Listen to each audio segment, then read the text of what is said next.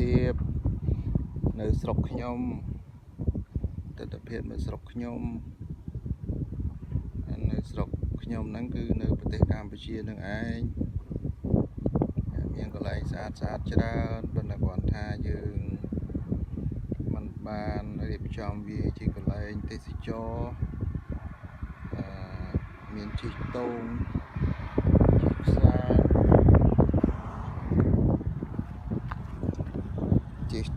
ជិះខ្សែនេះបងប្អូនស្អាតទេគេនេះគឺផ្លូវល្បឿនលឿនយើងកន្លែងឡើងពីផ្លូវជាតិលេខ 4 ទៅភូមិសោមហើយនឹងទៅភ្នំពេញ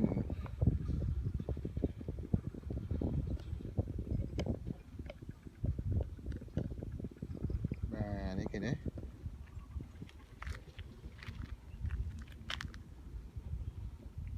បាទនេះគឺស្អាតឥឡូវខ្ញុំស៊ូមឲ្យមើលបន្តិចខ្ញុំស៊ូមឲ្យមើលនេះវាឆ្ងាយណាខ្ញុំស៊ូមឲ្យមើលឡើងវិញបាទអានេះបែរហើយប្រហែលជា 70% បងប្អូន 70 ទៅ 80% កន្លែងខ្លះបាន 60% កន្លែងខ្លះបាន 80% ហើយកន្លែងខ្លះបាន 85% បាទ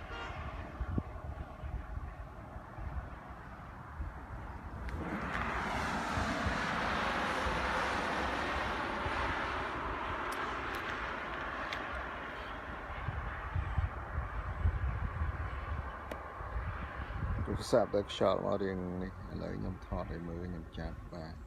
ឥឡូវខ្ញុំ zoom in វិញ zoom in បាទzoom in ខ្ញុំទម្លាក់តិចវិញដើម្បីឃើញ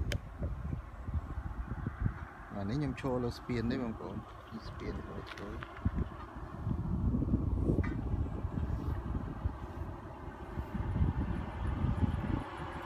ចាំថាស្ពានមួយម៉ាត់